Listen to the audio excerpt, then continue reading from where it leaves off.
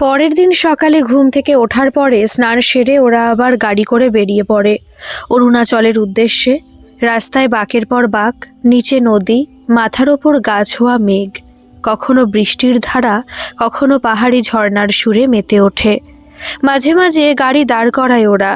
দুজনেই তখন গাড়ি থেকে নেমে আসে, প্রকৃতির মাঝে খোলা হাওয়াতে দাঁড়ায়। গাড়ির সিটে বসে বসে সকালের খাবার খেয়েছিল ওরা, গরম মোমো, থুকপা আর অন্বেষার পছন্দের নুডলস। যদিও ডক্টর ওকে এই খাবারগুলো থেকে দূরে থাকতে বলেছিল, তবু অন্বেষা বলেছিল শেষের কয়েকটা দিনে আমি একটু স্বাধীনভাবে বাঁচতে চাই, কোনো রকম চিন্তা ছাড়াই।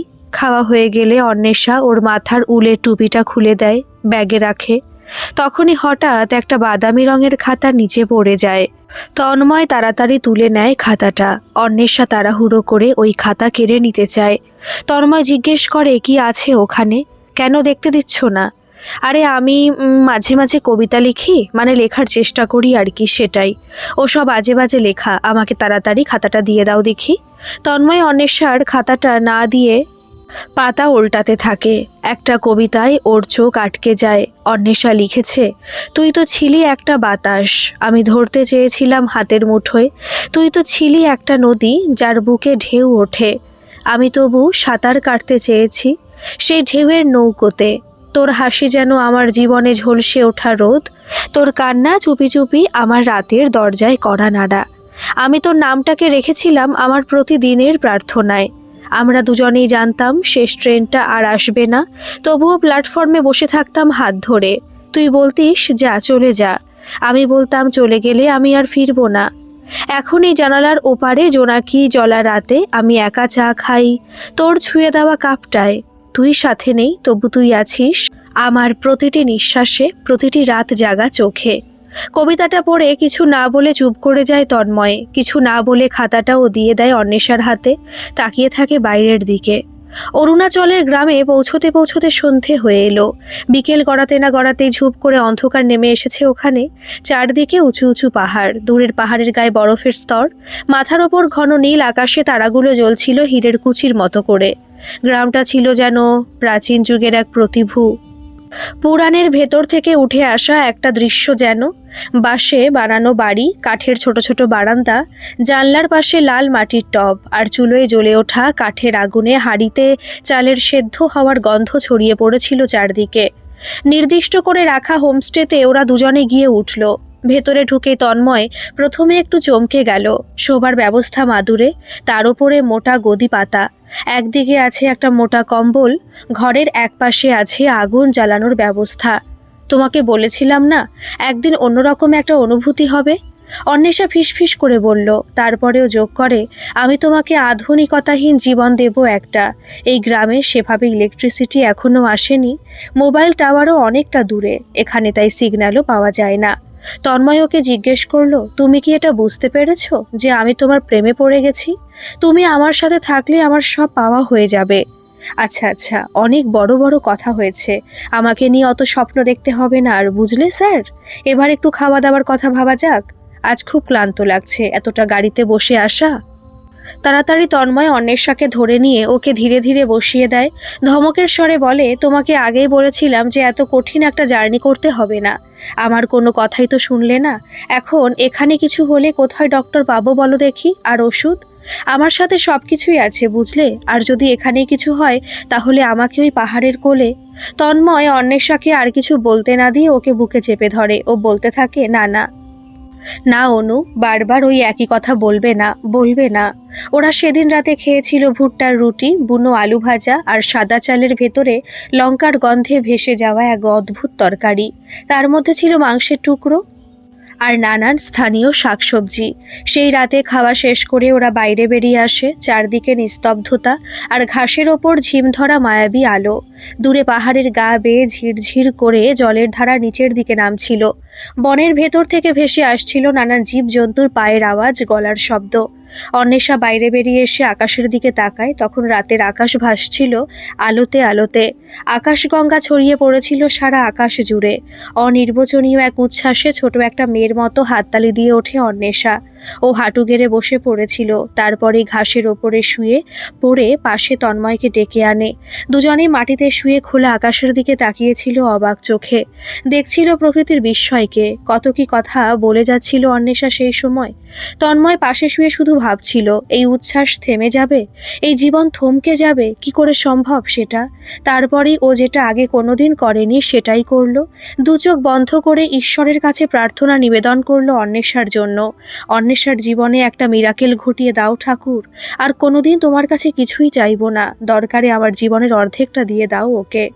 সেই রাতে ওরা একই কম্বলের নিচে ছিল। আগুন নিভে গিয়েছিল ধীরে ধীরে। তন্ময় ওর ঠোঁটের পাশে নিজের ঠোঁট ছুঁয়ে দিয়ে আলতো করে বলেছিল, তুমি আমার ভিতরের গুহাগুলো আলোকিত করেছো অন্বেষা। অন্বেষা ঘুমানোর আগে বলল, আমি থাকবো যতটা থাকা যায়। আমার মৃত্যুর পরে তুমি যদি কখনো এখানে ফিরে আসো, এই গ্রামে, এইখানে, মনে রেখো যে এই ঘর, এই রাত আর আকাশের ওই আলো সব কিছুই আমাদের, একান্তভাবে শুধুই আমাদের। দুদিন কাটায় ওরা অরুণাচল প্রদেশের সেই প্রত্যন্ত গ্রামে। শেষের দিন সকালে ঘুম থেকে ওঠার পরে ও তাকিয়ে দেখে অন্বেষার দিকে। ও তখন ছোট্ট একটা বাচ্চা মেয়ের মতো করে ঘুমিয়ে বুকের কাছে দুপা জড়ো করে ঘুমোচ্ছে। তন্ময় খোলা জানলা দিয়ে বাইরের দিকে তাকায়। উদীয়মান সূর্যের আলো এসে ঢুকছে ঘরের ভেতর। ও উঠে জানলার পর্দাগুলো সরায়, আর তখনই অন্বেষা চোখ খুলে বলে, এবারে সমুদ্রের কাছে যাব, নিয়ে যাবে আমাকে? তন্ময় জিজ্ঞেস করলো, কেন হঠাৎ সমুদ্রের কাছে কেন, আর কোথায় যেতে চাও? অন্বেষা বলে, বিশাখাপত্তনমে, ওখানে সমুদ্রের ধারে আমি যেতে চাই। অনেক ছোটবেলায় একবার গিয়েছিলাম, কিন্তু পেট খারাপের জন্য আমি আর হোটেলের বাইরে বেরোতে পারিনি। তারপর থেকে এটা আমার অনেক দিনের ইচ্ছে, ওখানেই একবার যাব। তবে তুমি ওখানে যেতে না চাইলে আমরা দীঘা বা মন্দারমণি বা পুরীও যেতে পারি। তন্ময় বলে, না না, তোমার যা ইচ্ছে সেটাই হবে। অরুণাচলের পাহাড় থেকে নামার দিনটা ছিল মেঘলা, মেঘে ঢাকা। গাড়ির জানালায় শিশিরের ফোঁটা জমেছিল, যেন পাহাড় নিজেই কান্না লুকোতে চাইছে। তন্ময় আর অন্বেষা গাড়িতে গিয়ে বসে। তারপরে তন্ময় জিজ্ঞেস করে, তাহলে আমাদের যাত্রা শুরু হোক? শুরু হোক আবার আমাদের যাত্রা।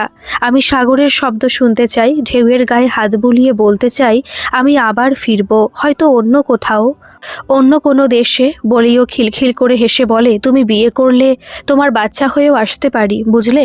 তন্ময় কিছু বলেনি, শুধু ওর বুকের ভেতর কেমন একটা টান অনুভব করেছিল। নিদারুণ এক অলিখিত কষ্টে ওর ভেতরটা যেন দুমড়ে মুচড়ে যাচ্ছিল। ওর মনে হচ্ছিল এই পথ চলায় আরও একটু সময় চেয়ে নিচ্ছে জীবন নিজেই। অন্বেষা গান শুরু করে, এই মেঘলা দিনে একলা ঘরে থাকে না তো মন, কাছে যাব কবে পাবো ওগো তোমার নিমন্ত্রণ।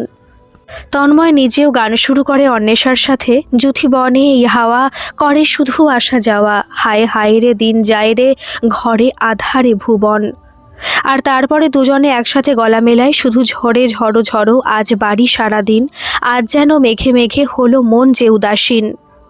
অন্বেষা আবার খিলখিল করে হেসে হাততালি দেয়, বলে, আমাদের দুজনকে খুব ভালো মানিয়েছে। কিন্তু তন্ময়, সেটা সত্যি অনু, আমি ভাবছি আমরা বিয়েটা সেরেই ফেলি, কি বলো? একদম না, এক্কেবারে না। যাকে তুমি খুব ভালোবাসো কখনো তার জীবনে এসো না, তাকে বিয়ে করো না। কেন জানো? বিয়ে করে একসাথে থাকতে থাকতে অনেক দোষ গুণ যখন ধরা পড়বে তখন আফসোস হবে। এই মেয়েটাকে আমি ভালোবেসেছিলাম।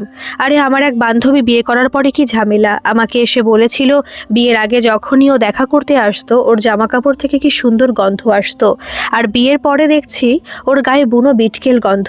তারপরে ঘুমিয়ে যা নাক ডাকে, যে ভয়ে বিছানা থেকে পড়ে যাওয়ার জোগাড়। হাসতে হাসতে তন্ময় পেট চেপে ধরে বলে, তারপর আবার কি? কয়েকদিন পরে দুজনের বিছানা আলাদা হয়ে গেল। দুজনেই তারপরে হো হো করে হেসে ওঠে। দুদিন পর ওরা পৌঁছলো বিশাখাপত্তনমে। হোটেল নয়, রিসর্ট নয়, ওরা এসে ওঠে একটা সমুদ্রের কাছাকাছি ছোট্ট কটেজ। সামনে অবারিত সাগর, পেছনে ঝাউ গাছের সারি, আর পায়ের নিচে নুন মাখা বালি। প্রথম দিন বিকেলে দুজনে সমুদ্র তীরে হাঁটছিল। অন্বেষা খালি পায়ে হাঁটছিল, আর তন্ময় একটু দূর থেকে দেখছিল ওকে। মেয়েটার মধ্যে একটা অদ্ভুত ছেলে মানুষই ছিল। ও বালির ওপর নাম লিখে দিচ্ছিল, ঢেউ এসে বারবার ধুয়ে মুছে দিচ্ছিল সেই নাম। ও আবার দৌড়ে গিয়ে নাম লিখেছিল, দৌড়ে দৌড়ে ঝিনুক কুড়িয়ে আনছিল, আর মুঠোতে ভর্তি করে এনে সেই ঝিনুকগুলো দেখাচ্ছিল তন্ময়কে। পরন্ত বিকেলের শেষ সূর্যের আলোতে ওরা বালির ওপরে বসে পড়ে। অন্বেষা সমুদ্রের ঢেউয়ের ওপরে ডুবতে থাকা সূর্যের খেলা দেখতে দেখতে বলে, এই মুহূর্তগুলোই তো চেয়েছিলাম। জীবনের সমস্ত হিসেব নিকেশ ছেড়ে একটু আনন্দ, একটু ছুঁয়ে যাওয়া, আর তার সাথে উপরি পাওনা হলে তুমি। সেই বিকেলে সূর্যটা টকটকে লাল হয়ে নামছিল সাগরের জলে। ওরা দুজনেই হাত ধরে বসেছিল এক পাথরের উপর, সমুদ্রের জলে পা ডুবিয়ে। ঢেউ এসে ওদের পায়ের আঙুল ছুঁয়ে যাচ্ছিল বারবার, ঠিক যেমন স্মৃতিগুলো বারবার ফিরে আসে। অন্বেষা হঠাৎ দাঁড়িয়ে পড়ে, বলে ওঠে, শেষটা খুব কাছে, তবে আমি ভয় পাই না। আমি জানি আমি তোমার সাথে থেকে যাব। আমার এই স্মৃতির ভার বইবে এই সাগর, এই আজকের বিকেলটা। ও গান গাইতে শুরু করে আবার, আনন্দলোকে মঙ্গলালোকে বিরাজ সত্য সুন্দর। তন্ময় কিছুক্ষণ পরে ওর দিকে তাকিয়ে বলল, আমার জীবন যতদিন আছে ততদিন তুমি থাকবে আমার সাথে। আমি প্রতিদিন তোমাকে নিয়ে বাঁচব, যেমন আজ এই সূর্যটাকে নিয়ে আমরা বাঁচছি। সূর্যটা তো রোজ ডুবে যায়, কিন্তু আবার ওঠে। তুমিও আমার জীবনে আলো হয়ে থেকে যাবে। পরদিন ভোর, বিশাখাপত্তনমের আকাশ তখনও আধোনীল, কিন্তু পূর্ব দিগন্ত লাল হয়ে উঠছিল। অন্বেষা আর তন্ময় হাঁটছিল সমুদ্রের ধার ধরে, একদম জলের ধারে। ঢেউ এসে ওদের পায়ে ধাক্কা দিচ্ছিল। হাতে হাত রেখে হাঁটতে হাঁটতে অন্বেষা হঠাৎ বলে ওঠে, একটা কথা বলবো? কি? আমি চলে যাওয়ার পরে তুমি কিন্তু একটা বিয়ে করবে, খুব সুন্দর দেখে একজনকে, না না, আমার থেকে একটু কম সুন্দরী কোনো একজনকে বিয়ে করবে। আর যদি জীবনে আবার ভালোবাসা আসে, তাকে ভালোবাসবে, খুব খুব ভালোবাসবে, আমার মতো করেই, বা আমার থেকেই একটু কম, কেমন? তন্ময় চোখ নামিয়ে বলল, অন্বেষাকে জড়িয়ে ধরে ধীরে ধীরে বলে, ভালোবাসাটা তোমার জন্যই তোলা থাক, ওটা আমি আর কাউকে দিতে পারবো না। ওরা তখনও দাঁড়িয়েছিল সমুদ্রের জলে, ঢেউ এসে ভিজিয়ে দিচ্ছিল ওদের দুজনকেই। সূর্যটা তখন আকাশে উঠে এসেছে, চারপাশে সোনালি আলো ছড়িয়ে পড়েছে।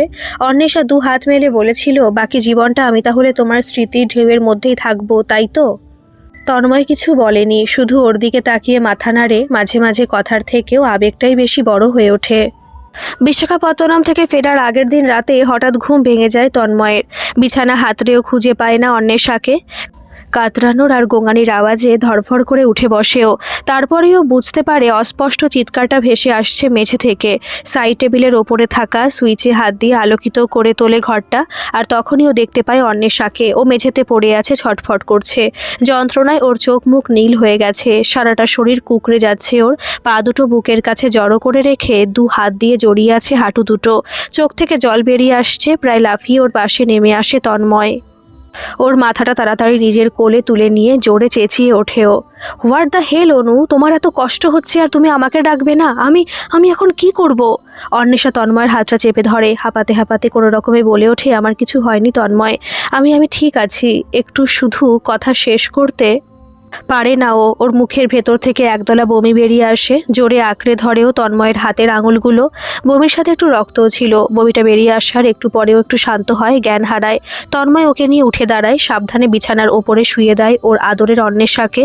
অন্বেষার কষ্টে ওর নিজের দু চোখ বেয়েও জল নেমে আসতে থাকে। তার মধ্যেও রিসেপশনে ফোন করে। অ্যাম্বুলেন্স আসে সামনের একটা হসপিটাল থেকে। অন্বেষার সাথেও নিজেও হসপিটালে যায়। 3 দিন পরে অন্বেষা ছাড়া পায় হসপিটাল থেকে। ডক্টর মাঝে তন্ময়কে খুব বকাবকি করেন, মেয়েটার এই অবস্থার তুমি ওকে নিয়ে এভাবে ঘুরে বেড়াচ্ছ? এমনিতেই তো ও বাঁচবে না, তারপরে তুমি ওকে নিয়ে কেন ঘুরে বেড়াচ্ছ? ডক্টর, আমি সব জানি, সব বুঝি, কিন্তু এটা ওর নিজের ইচ্ছে। আমি শুধু ওর সাথে আছি ওর শেষ ইচ্ছেগুলো পূর্ণ করার জন্য। আমি ওর সাথে থাকবো ওর শেষ সময় পর্যন্ত, কিন্তু ও ফিট নয়। আর এভাবে তোমরা ঘুরে বেড়ালে সেটা ওর শরীরের ওপরে আরও ধকল দেবে। ওর শরীর, আমি সব জানি ডক্টর, কিন্তু কিন্তু একটা কথা বলুন তো, কোনটা ভালো? ঘরে শুয়ে থেকে মৃত্যুর জন্য অপেক্ষা করা, নাকি নিজের ইচ্ছেতে শেষ কয়েকটা দিন খুব ভালোভাবে থেকে নিজের ইচ্ছেগুলো পূর্ণ করে তারপরে মৃত্যুকে বরণ করা? অন্বেষা ঠিক সেটাই চায়, নিজের সব অপূর্ণ ইচ্ছেগুলো পূর্ণ করতে। আর আমি ওকে আমার নিজের থেকেও বেশি ভালোবাসি। ওর খুশিতে আমি খুশি থাকবো। আমি ওকে বিছানায় শুয়ে শুয়ে একটু একটু করে মৃত্যুর দিকে এগিয়ে যেতে দেখতে পারবো না? তার থেকে এটাই বেশি ভালো হলো। ওকে ওকে ইয়াং ম্যান, আমি বুঝতে পেরেছি, কিন্তু এখন তোমাকে আর ওই অন্বেষাকে খুব সাবধানে থাকতে হবে। আমি কিছু ওষুধ লিখে দিয়েছি, নিয়ম করে সেগুলোকে খেতে হবে। যেটা হবে সেটাকে তো আটকানো যাবে না, কিন্তু শারীরিক যন্ত্রণা কম হবে। অন্বেষাকে নিয়ে যখন ও বেরিয়ে আসে হসপিটাল থেকে, ওর চোখ মুখ আবার উজ্জ্বল হয়ে ওঠে। অন্বেষা বলে, তন্ময়, আমার খুব আইসক্রিম খেতে ইচ্ছে করছে, চলো। এখনই? না অনু, না না, আমি এখনই খাবো। ওই হসপিটালের স্বাদহীন খাবার খেয়ে আমার মুখের স্বাদ সব চলে গেছে। ওই তো ওই তো একটা আইসক্রিম পার্লার। অন্বেষা প্রায় দৌড়ে আইসক্রিম পার্লারে চলে গেল। আইসক্রিম খেতে খেতে হঠাৎ বেশ কিছুটা আইসক্রিমও লাগিয়ে দেয় তন্ময়ের মুখে। দুজনেই হেসে ওঠে। তারপরে অন্বেষা নিজের মুখটা তন্ময়ের মুখের কাছে এনে বলে, এটা অন্য সময় হলে আমি তোমার মুখে লেগে থাকা আইসক্রিম ঠিক খেয়ে নিতাম, বুঝলে? তন্ময় হঠাৎ অন্বেষাকে জড়িয়ে ধরে। ওখানে একপাশে বেশ কিছু মিউজিশিয়ান বসেছিল। রাস্তার ওপরেই ওরা বিভিন্ন সুর বাজাচ্ছিল। তখন তন্ময় অন্বেষার কানের কাছে গুনগুন করে বলে, I want you to know I still love you even though we have been dancing on broken glass. Parrot all your memories for the moments we shared never fade away. তারপরে অন্বেষার হাত ধরেও নাচতে শুরু করে। অন্বেষা ওর তালে আর ছন্দে পা মেলায় খুব ধীরে ধীরে। দুজনের চোখে মুখে তখন দুজনকে নতুন করে চেনার আবেশ, নতুন করে ফিরে পাওয়ার অঙ্গীকার। হোটেলে ফিরে এসে অন্বেষা শুয়ে পড়ে বিছানায়। তারপরে জিজ্ঞেস করে, তুমি আমার একটাও ছবি তুলে রাখছো না কেন?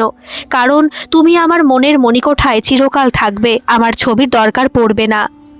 অন্বেষা অভিমানে মুখ ফিরিয়ে বলল, একদিন দেখবে তোমার মনে থাকাটাও ফিকে হয়ে যাবে। তন্ময় বলে ওঠে, তুমি জানো না যে আমি তোমাকে ভালোবাসি নতুন একটা দিনের মতো, জীবনের মতো করে, মৃত্যুর মতো করে না। বিশাখাপত্তনমের পরে তন্ময় আর অন্বেষা আবার উঠে পড়লাম ট্রেনে। ওদের গন্তব্য ছিল দার্জিলিং। তন্ময়ের আবার ঠান্ডার ওই জায়গাতে যাওয়ার কোনো ইচ্ছে ছিল না। তাছাড়া ডক্টরও বলেছিলেন যে অন্বেষা যেন গরম বা নাতিশীতোষ্ণ এলাকাতেই থাকে, তাহলে ওখানে ওর চট করে ঠান্ডা লাগার ভয় থাকবে না, শ্বাসকষ্ট হবে না। কিন্তু অন্বেষা জেদ ধরেছিল ও ওখানেই যাবে। তন্ময় যখন ট্রেনে উঠে ওকে জিজ্ঞেস করেছিলাম যে এই জেদের কারণটা কি, ও তখন অনেক পরে আমাকে বলেছিল যে ওর রুট জড়িয়ে আছে ওই পাহাড়ে, দার্জিলিংয়ের কোনো একটা গ্রামে, তিস্তার পাশে। ওর দাদু দিদা সবাই নাকি ওখানেই আগে থাকতো। পরে ওরা নেমে এসেছিল নিচের দিকে। সেটাও ওর দাদুর বিয়ে হওয়ার আগের কথা। দাদু আর দিদা দুজনেই একই গ্রামে থাকতো। তন্ময় তখন হেসে বলল, তাই তোমাকে ওই পাহাড়িদের মতো দেখতে, আর তাই তোমার এত জেদ। জেদ কি না জানি না তন্ময়, তবে আমি চট করে হেরে যেতে পারি না। তাছাড়া আমাকে তো ছোট থেকেই লড়াই করতে হয়েছে সব কিছুর সাথে। এখন আমি লড়াইটা করছি সময়ের সাথে। জানি হেরে যাব, তবু আমি লড়াইটা করে যাব। দার্জিলিংয়ে এসে ওরা একটা গ্রামে চলে যায়। অচেনা অজানা ওই গ্রামেই নাকি কখনো থাকতো ওর দাদু আর দিদা আর ওদের পরিবার। এখন যদিও সেই গ্রামের আর কিছুই অবশিষ্ট নেই, স্থানীয়রা অনেক আগে গ্রাম ছেড়ে চলে গেছে। এখন ওই গ্রামে তিস্তা নদীকে কেন্দ্র করে দুটো ছোট রিসর্ট তৈরি হয়েছে। তার মধ্যে একটা রিসর্টে ওরা আশ্রয় নেয়। মায়া নামের ওই রিসর্টটা পাহাড়ের একদম পাদদেশে অবস্থিত। ওপর থেকে তিস্তা নেমে আসছে। সেই তিস্তার জল বয়ে যাচ্ছিল রিসর্টের কটেজগুলোর পাশ দিয়ে। সেই রিসর্টটা ফাঁকাই ছিল। একজোড়া বৃদ্ধ দম্পতি ওখানে ছিলেন তখন। ওনারা আবার বার্ড ফটোগ্রাফি আর ওয়াইল্ড ফটোগ্রাফি করতে এসেছিলেন ওখানে, সেটাও অস্ট্রেলিয়া থেকে। রাতে খাওয়া দাওয়ার পরে কটেজের ফায়ার প্লেসের সামনে থেকে উঠে আসে অন্বেষা। ও বাইরে এসে দাঁড়ায়। তারপরে চিৎকার করে ডাকেও, তন্ময় এখানে এসো তাড়াতাড়ি। তন্ময় ভয় পেয়ে যায়। ও দৌড়ে আসে। বাইরে এসেও দেখতে পায় অন্বেষাকে। অন্বেষা তিস্তার জলে পা ডুবিয়ে দাঁড়িয়ে আছে। পাথরের ওপর দিয়ে কুলকুল করে বয়ে চলেছে পাহাড়ি নদীটা। জলে সেরকম গভীরতা নেই, তবে ভালোই স্রোত আছে। রাতের আকাশে তখন পূর্ণিমার চাঁদ উঠেছে, ভাসিয়ে দিচ্ছে চরাচর সেই মায়াবী আলোতে। জলের ছোট ছোট কণা পাথরে লেগে যখন আছড়ে পড়ছে এদিক ওদিক, মনে হচ্ছে যেন হীরের টুকরোগুলো লাফিয়ে পড়ছে জল থেকে। পাহাড়ের ওপর থেকে কুয়াশা নেমে আসছে। কুয়াশার আস্তরণ একটা ধীরে ধীরে পাহাড়ের গায়ে জমছে, ভীষণ আদরে ওর যতনে। তন্ময়কে দেখতে পেয়ে অন্বেষা ওকে ডাকে। তন্ময় ধীরে ধীরে ওর পাশে গিয়ে দাঁড়ায়, ট্র্যাক প্যান্টের পাটা হাঁটু পর্যন্ত গুটিয়ে নিয়ে। একটু পরে ও অন্বেষাকে নিয়ে এসে বসে একটা উঁচু পাথরের ওপরে। পাথরটা ছিল নদীর পাশেই। ওদের দুজনের পায়ের পাতা ধুয়ে দিচ্ছিল ওই হিমেল জল। অন্বেষার গায়ে জড়ানো ছিল একটা শাল, আর তন্ময়ের হাত ধরা ছিল ওর হাতের মুঠোয়। রাতের আকাশে ঝকঝক করছিল চাঁদের আলো আর অজস্র তারা, যেন কাঁচ আর চুমকির আলোয়ান পরে রাতের পরী এসে দাঁড়িয়েছে ওদের সামনে। অন্বেষা তন্ময়ের বুকে মাথা রেখে বলল, এই জায়গাটা আমি সবসময় কল্পনা করতাম, তবে সেই কল্পনায় আমি একাই ছিলাম। আজ তুমি আমার পাশে আছো। আমি জানি আমি তোমাকে খুব বেশি সময় দিতে পারবো না, কিন্তু তুমি যদি আমায় ভুলেও যাও আমি রাগ করব না। তন্ময় ওর দিকে তাকালো। ওর কপালে চুমু দিয়ে ও বলল, তুমি না থাকলেও তোমার গন্ধ থাকবে, তোমার ছুঁয়ে দেওয়া পাতাগুলো থাকবে। আমি তোমাকে নিয়ে থাকবো, রোজ তোমাকে আমার সামনে দেখব, আমার দু চোখের সামনে। অন্বেষা একটু হেসে মাথা রাখলো তন্ময়ের কাঁধে। ধীরে ধীরে বলল, একটা কথা বলবো? হ্যাঁ বলো। তুমি চলে যাও তন্ময়, আমি তোমাকে বেঁধে রাখতে চাই না। এই মুহূর্তটুকু থাক, এই স্মৃতিটুকু থাক, তারপরে আর পেছনে ফিরে তাকিও না। নতুন করে একটা জীবন শুরু করো। তন্ময় উত্তর দিল না, শুধু ওর ঠোঁটে চুমু দিয়ে বলল, আমি কিছু ভুলতে পারি না, ভুলতে পারবো না, তোমাকে তো একেবারে না। রাত বাড়ল, হঠাৎ করে অন্বেষা কেঁপে উঠল ঠান্ডায়। তন্ময় ওকে জড়িয়ে ধরে বলল, আর না অনু, এবারে ভেতরে চলো, ঘুমোতে হবে, এই ঠান্ডায় বসে থাকলে।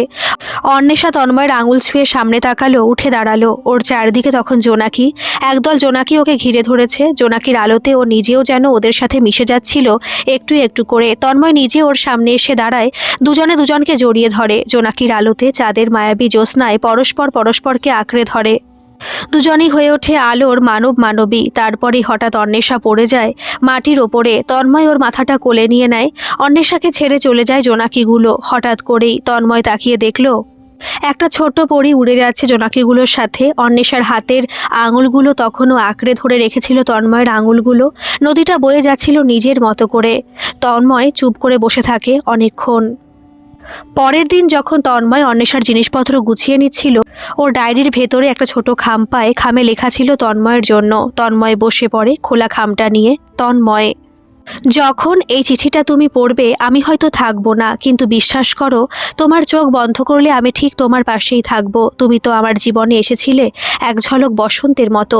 যেভাবে রাস্তার মাঝখানে পড়ে গিয়েছিলাম আমি, আর তুমি আমাকে তুলে নিলে, সেভাবেই আমি তোমার জীবনে হঠাৎ চলে এসেছিলাম। আমি জানি তুমি আমার জন্য অনেক কিছু ছেড়ে এসেছো, আমার জীবনের বাকি মুহূর্তগুলোকে বাঁচিয়ে তুলেছো, আমাকে ভালোবেসেছো, আর আমিও তোমাকে ভালোবেসে ফেলেছিলাম। কিন্তু তুমি ভালো থাকো। মনে রেখো, ভালোবাসা মানে ধরে রাখা নয়, ছেড়ে দেওয়া। আমি তো তোমাকে ছেড়েছি শুধু শারীরিকভাবে, মন থেকে তো কখনোই নয়। যখন তুমি সূর্যাস্তে তাকাবে আমি রং হয়ে ছুঁয়ে যাব তোমার চোখ। যখন জোনাকিরা জ্বলবে জানিস তাদের মাঝে আমি লুকিয়ে থাকবো। একদিন কোনো পাহাড়ের ধারে দাঁড়িয়ে পাথরে হাত রাখলে আমি হাত রাখবো উল্টো দিকে। আর যদি কখনো একা লাগে, চা বানিয়ে জানলার ধারে বসে পড়ো, আমি ঠিক সেখানেই থাকবো। ভালোবাসা তো চলে যায় না, শুধু রূপ পাল্টায়। ভালোবাসায় অন্বেষা। গল্পটা কেমন লাগলো অবশ্যই কমেন্ট করে জানাবেন, আর ভালো লাগলে একটা সাবস্ক্রাইব করে আমার পাশে থাকবেন। ধন্যবাদ।